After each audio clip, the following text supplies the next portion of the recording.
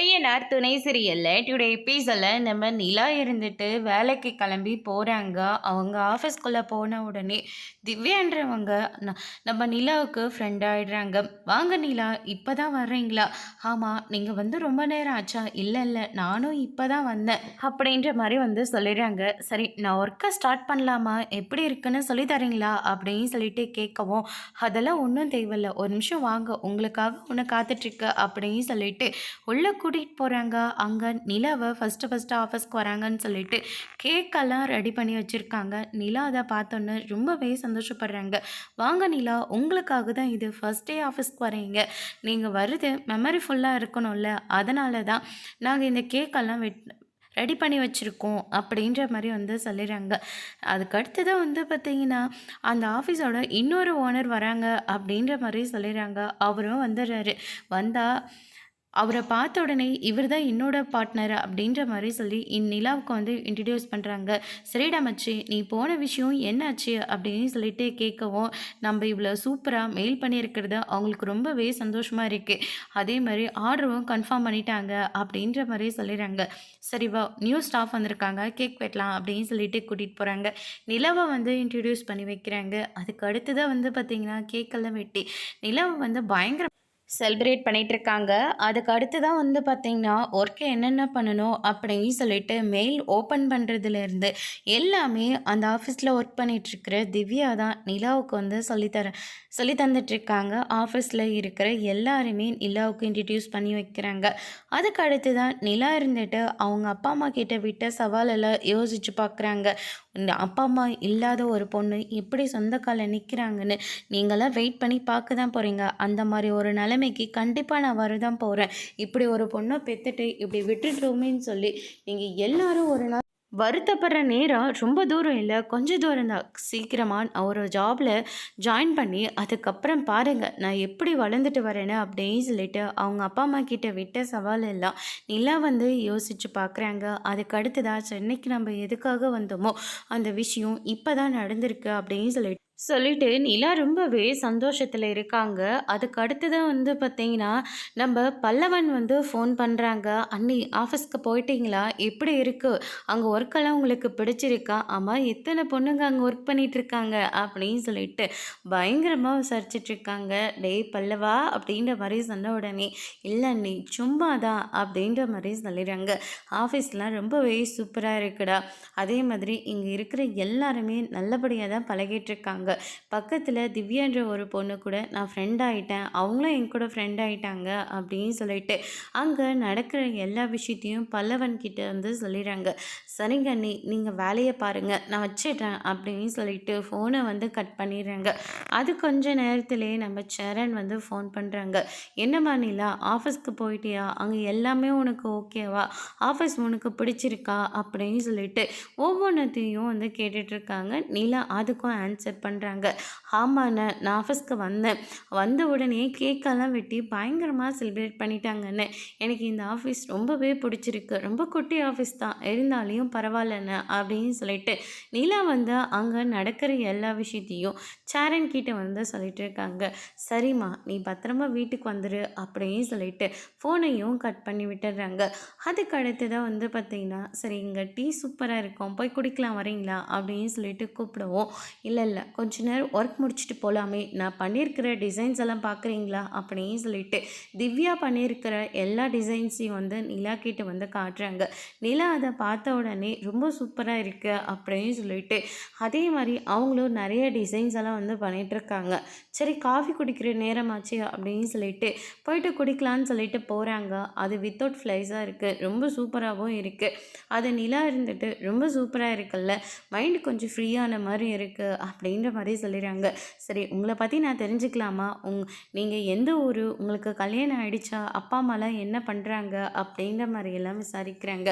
நிலா இருந்துட்டு அப்படியெல்லாம் ஒன்றும் இல்லை, அப்பா பிஸ்னஸ் பண்ணுறாங்க, அம்மா வந்து ஹவுஸ் ஒய்ஃபு, அதே மாதிரி எனக்கு இன்னும் கல்யாணம் ஆகலை அப்படின்ற மாதிரி வந்து சொல்லிடுறாங்க. ஓ, கல்யாணம் ஆகலையா, சாரி, நான் எதுக்காக கேட்டேன்னா இப்போ யார் மேரிடு யார் அன்மேரிடுன்னே தெரியாமல் போயிடுச்சு, அதனால தான் உங்களை கேட்டேன், தப்பாக எடுத்துக்காதீங்க அப்படி அப்படின்ற மாதிரி வந்து சொல்லிடுறாங்க. அதெல்லாம் ஒன்றும் பிரச்சனை இல்லை அப்படின்னு சொல்லிட்டு, சரி நீங்கள் என்ன என்னை பற்றி கேட்க மாட்டீங்களா அப்படின்னு சொல்லிட்டு கேட்கவும், சாரி நான் மறந்துட்டேன், நீங்கள் உங்களை பற்றி சொல்லுங்கள் அப்படின்னு சொல்லிட்டு திவ்யா வந்து அவங்கள பற்றி வந்து சொல்லிட்டு இருக்காங்க. அதுக்கு அடுத்து தான் சோழனை வந்து ஸ்டேஷனில் நின்று கல்யாணம் பண்ணிக்கிட்டது, வீட்டுக்கு போயிட்டு ஊர் முன்னாடி வந்து ரிசப்ஷன் பண்ணதுன்னு சொல்லிட்டு ஒவ்வொரு விஷயமா ஞாபகப்படுத்தி பார்க்குறாங்க. நமக்கு நடந்ததெல்லாம் ஒரு கல்யாணமா அப்படின்னு சொல்லிட்டு, நான் கரெக்டாக தான் சொல்லியிருக்கேன், எனக்கு நடந்ததெல்லாம் ஒரு கல்யாணமே இல்லை அப்படின்ற மாதிரி நிலா வந்து ஃபீல் பண்ணிட்டு இருக்காங்க. அதுக்கு அடுத்ததாக சோழன் வந்து கால் பண்ணுறாரு. அது சோழன் இருந்துட்டு, என்னங்க ஆஃபீஸ் எல்லாம் பிடிச்சிருக்கா, எப்படி இருக்கு, எல்லாரும் உங்ககிட்ட நல்லா பேசுகிறாங்களா அப்படின்னு சொல்லிட்டு விசாரிக்கிறாங்க. நிலா இருந்துட்டு, இங்கே எல்லாருமே என் கூட நல்லா தான் பேசிகிட்டு இருக்காங்க, நல்லாவும் பழகிட்டு இருக்காங்க. இன்னொரு விஷயம் உங்ககிட்ட சொல்லணும், நான் என்னை பிக்கப் பண்ணுறேன்னு சொல்லிட்டு ஆஃபீஸ் முன்னாடி வந்து நிற்கிற வேலைலாம் வேண்டாம், நானே வீட்டுக்கு வந்துடுறேன், அதையும் மீறி இங்கே வந்து நின்னீங்க அதுக்கப்புறம் எனக்கு கெட்ட கோவம் வந்துடும், அப்புறம் பேசவே மாட்டேன் அப்படின்ற மாதிரி வான் பண்ணுறேங்க. சோழன் இருந்துட்டு, இல்லைங்க நான் என்ன சொல்ல வரேன்னா, பரவாயில்ல நீங்கள் எதுவுமே சொல்ல தேவையில்ல, தயவு செஞ்சு நீங்கள் வரவே வராதீங்க, நானே வீட்டுக்கு வந்துடுறேன் அப்படின்ற மாதிரி சொல்கிறாங்க. கூட ஒரு ஃப்ரெண்டு இருக்காங்க, அவங்க பஸ் ஸ்டாண்ட் வரைக்கும் கூட தான் வரப்போகிறாங்க. நான் 2வது ஸ்டாப்பிங்லேயே அவங்க இறங்கிடுவாங்க, அதுக்கப்புறம் இன்னும் 2 ஸ்டாப்பிங் தான், அதுக்கப்புறம் நானே வீட்டுக்கு வந்துடுவேன், தேவையில்லாமல் வந்து வெயிட் பண்ணிகிட்டு இருந்தீங்க, அதுக்கப்புறம் எனக்கு கெட்ட கோவம் வந்துடும் அப்படின்ற மாதிரி வான் பண்ணுறாங்க. அதுக்கு அடுத்ததாக சோழனும் போகிறது இல்லை. அதுக்கு அடுத்ததாக வந்து பார்த்திங்கன்னா ஆஃபீஸ் முடிஞ்சுட்டு நிலாவும் அவங்களுடைய ஃப்ரெண்டும் நடந்து போயிட்டுருக்காங்க.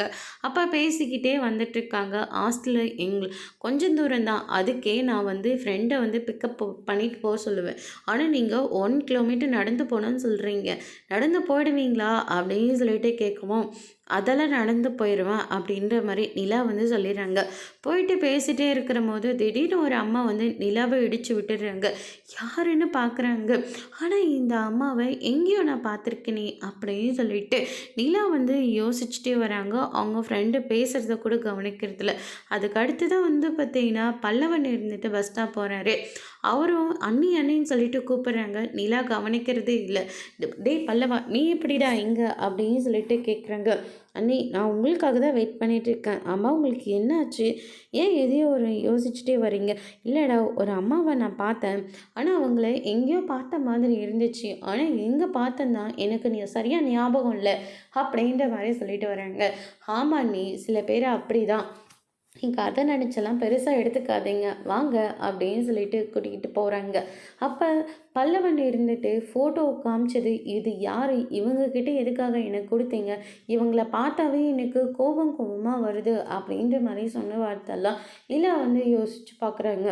ஓ, இது பல்லவனோட அம்மா மாதிரி தான் எனக்கு தெரியுது அப்படின்னு சொல்லிட்டு நிலா வந்து கன்ஃபார்ம் பண்ணுறாங்க. அதுக்கு அடுத்ததாக வீட்டுக்கு போன உடனே சேரன் பாண்டியன்னு சொல்லிட்டு எல்லாருமே வந்துடுறாங்க. நிலா எப்பம்மா வந்த, ரொம்ப சீக்கிரமாக வந்துட்டே என்ன? இல்லைண்ணே, கொஞ்சம் நேரத்துக்கு முன்னாடி தான் வந்தேன். ஆமாம் எப்படிம்மா இருந்துச்சு ஆஃபீஸ்லாம் அப்படின்னு சொல்லிட்டு கேட்கவும், அதெல்லாம் நல்லா தானே போச்சு, எந்த பிரச்சனையும் இல்லை, எனக்கு ஃப்ரெண்டெல்லாம் கூட ஆயிட்டாங்க அப்படின்ற மாதிரி அங்கே நடந்த எல்லா விஷயத்தையும் வந்து சொல்லிட்டு இருக்காங்க.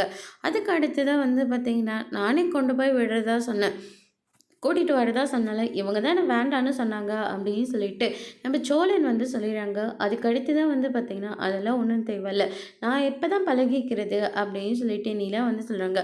ஆனால் அண்ணன், நிலாவுக்கு ஒரே ஒரு கவலை தான், அங்கே கூட்டிகிட்டு போய் கேக்கெல்லாம் வெட்டினாங்க, திரும்ப வரும்போது நம்ம வீட்டு முன்னாடி பெரிய பேனர் இருக்குமோ நினச்சாங்க, ஆனால் அது இல்லை, அதை நினச்சி தான் அவங்க ரொம்ப கவலைப்படுறாங்க அப்படின்ற மாதிரி வந்து சொல்லிடுறாங்க. உடனே சரண் இருந்துட்டு, என்னம்மா இவன் சொல்கிறதெல்லாம் உண்மையா? அண்ணன் இவர் சொல்கிறதுன்னு நீங்கள் என்ன கேட்குறீங்க, அப்படியெல்லாம் நான் நினைக்கவே இல்லைனுங்க, இவங்க தானே அப்படியெல்லாம் பேசிகிட்டு இருக்காங்க, எனக்கு எந்த பிரச்சனையும் இல்லை, ரொம்ப சந்தோஷமாக தானே இருக்கேன், பேனரெல்லாம் நான் எதுக்குன்னு எதிர்பார்க்க போகிறேன், யாருமே வேலைக்கு போகிறதுலே என்ன அப்படின்ற மாதிரி வந்து சொல்கிறாங்க. சரிம்மா நான் போய் ஃப்ரெஷ்ஷப் ஆகிட்டு வரேன் அப்படின்னு சொல்லிட்டு அங்கேருந்து கிளம்புறாரு. அதுக்கு அடுத்து தான் வந்து பார்த்தீங்கன்னா சோழனோட அப்பா வெளியே தான் இருக்கார். அவர்கிட்ட போகிறாங்க நிலா. உங்ககிட்ட நான் கொஞ்சம் பேசணும், இதெல்லாம் எப்படி தான் குடிக்கிறீங்க, நான் தடிக்குது, உன்னை யார் குடிக்கிற போது வர சொன்னா அப்படின்னு சொல்லிட்டு அவர் வந்து ஒரு பக்கம் சொல்லுவோம். சரி உங்ககிட்ட ஒரு விஷயம் பேசணும், பல்லவனோட அம்மா எங்கே இருக்காங்க? எப்படி இருக்காங்க? அவங்க எப்படி இங்க வந்தாங்க? அப்படின்ற மாரியெல்லாம் விசாரிக்கிறாங்க. அவங்க இருக்காங்களா? இல்லையா? அப்படின்ற மாரியும் கேட்குறாங்க.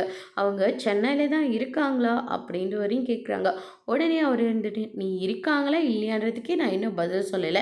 ஆனா அதுக்குள்ள சென்னையில தான் இருக்காங்கன்னு எப்படிம்மா நீலாம் சொல்ற? இதெல்லாம் உனக்கு தேவையில்லாத விஷயம். எத்தன தடவ தான் கேட்ப? உனக்கு எத்தன தடவ சொன்னாலும் புரியவே புரியாதா?" அப்படின்ற மாரி திட்டுறாரு. "கொஞ்சம் மெதுவா பேசுங்க. எதுக்காக இப்படி கத்தி பேசுறீங்க? அதெல்லாம் நான் எதுக்காக உங்ககிட்ட சொல்லணும்?" அப்படின்ற மாரி வந்து சொல்லிடுறாரு. அதுக்கு அடுத்து தான் நான் அவங்கள இன்னைக்கு பார்த்தேன். ஆஃபீஸ்லேருந்து வரும்போது ஒரு நிமிஷத்துலேயே அவங்க கிராஸ் பண்ணி போயிட்டாங்க. என்னால அவங்கள ஃபாலோ பண்ண முடியவே முடியல அப்படின்ற மாரி வந்து சொல்லிடுறாங்க. ஒரே நிமிஷத்துல பார்த்தா அது அவங்க தான் நீ எப்படி சொல்லிட்டு இருக்க? நான் கூட தான் இன்னைக்கு குஷ்பு மாதிரியே ஒருத்தர பார்த்தேன். அதுக்காக அது உண்மையா குஷ்பு ஆயிடுவாங்களா? அப்படின்ற மாரி சொல்லிறாரு. இல்ல எனக்கு நல்லாவே தெரியும். நான் அவங்கள தான் பார்த்தேன். எனக்கு நல்லாவே ஞாபகம் இருக்கு அப்படின்ற மாரி வந்து சொல்லிறாங்க. ஐயய்ய!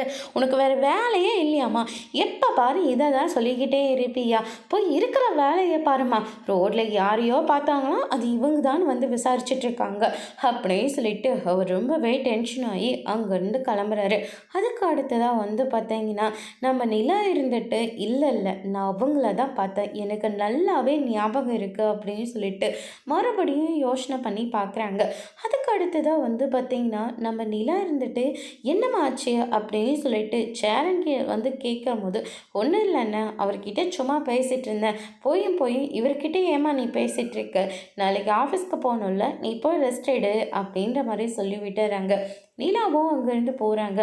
பல்லவன் பேசினது, இவ தான் உன்னுடைய அம்மான்னு இவர் சொன்னது, இப்படி எல்லாத்தையுமே யோசிக்கிறாங்க. அதுக்கு அடுத்ததான் மறுபடியும் நாம் அவங்கள பார்த்தா கண்டிப்பாக நம்ம அவங்கள இந்த வீட்டுக்கு கூட்டிகிட்டு வரலாம். ஏன்னா அவனையும் பல்லவன் பார்க்கணும்ல, தான் அம்மான்னு அவங்க கூட கொஞ்சம் இருக்கணும்னு அவன் ஆசைப்படுவான்ல அப்படின்னு சொல்லிட்டு நிலா வந்து யோசனை பண்ணி பார்க்குறாங்க. அதுக்கு அடுத்த நாள் வந்து பார்த்தீங்கன்னா சேரன் இருந்துட்டு சமையல் வேலையெல்லாம் பார்த்துட்ருக்காங்க. நிலா வந்து வெங்காயம் எல்லாம் கட் பண்ணி தந்துட்டுருக்காங்க. "என்னண்ணே இது என்ன ஆம்லெட்க்கா?" அப்படின்னு சொல்லிட்டு கேட்கவும், "இல்லைம்மா, தினமும் நம்ம ஆம்லெட் தானே பண்ணிகிட்ருக்கோம். அதனால் பொடி மாஸ் பண்ணிடலாம்." அப்படின்ற மாதிரி சொல்லிட்டு இருக்காங்க. "கடாய் எங்கண்ணே?" அப்படின்னு சொல்லிட்டு கடாயை வந்து கேட்குறாங்க. "ஐயோ! இருக்கிறதே 2 கடாய் தாம்மா. ஒன்றுத்துல பொரியல் இருக்குது, இன்னொன்னுத்துல சாம்பார் ஒன்று ஆயிட்டிருக்கு." அப்படின்ற மாதிரி சொல்கிறாங்க. "ஓ அப்படியாண்ணே, சரி இரும்மா, இதை வந்து ஒரு வேறு பாத்திரத்தில் மாற்றி நான் கொடுக்குறேன்." அப்படின்னு சொல்லிட்டு அவர் வந்து மாற்றி கொடுக்குறாரு. அதுக்கு அடுத்ததா நிலா இருந்துட்டு, "அண்ணன் வீட்டுக்கு நிறையா பொருளெல்லாம் வாங்கணுண்ணே. இப்போ பாருங்கண்ணே, நமக்கு தேவைப்படுற போது ஒரு பொருள் இருக்கவே இருக்கிறதில்ல. நம்ம எல்லாத்தையும் பார்க்கணும்ல." அப்படின்ற மாதிரி சொல்லிடுறாங்க. "ஆமாம் இல்லைம்மா, ஒவ்வொன்றத்தையும் மாற்றிட்டு இருக்க வேண்டியதாக இருக்குது.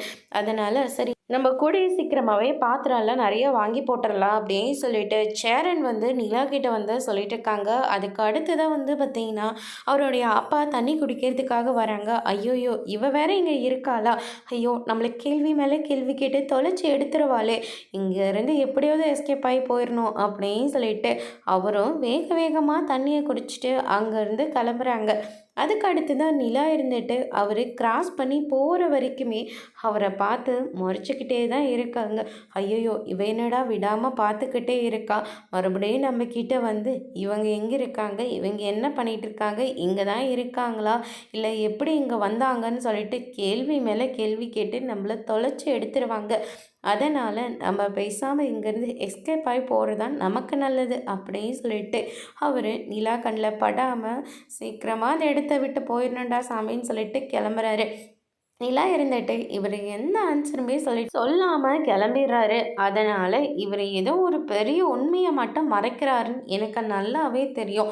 அதனால் கூடிய சீக்கிரமாகவே இவர்கிட்ட இருந்து நான் அந்த பதிலை வாங்கத்தான் போகிறேன். மறுபடியும் அந்த அம்மாவை நான் பார்க்க தான் போகிறேன் அப்படின்னு சொல்லிட்டு நிலா வந்து ஒரு முடிவு எடுக்கிறாங்க. அதுக்கு அடுத்ததாக வந்து பார்த்திங்கன்னா நம்ம பல்லவன் ஒரு பக்கம் காலேஜ் கிளம்பிட்டு இருக்காங்க. நிலாவும் வேலைக்கு கிளம்புறாங்க. சேரன் இருந்துட்டு நம்ம பல்லவனுக்கும் நிலாவுக்கும் லஞ்ச் எடுத்துகிட்டு வந்து கொடுக்குறாங்க.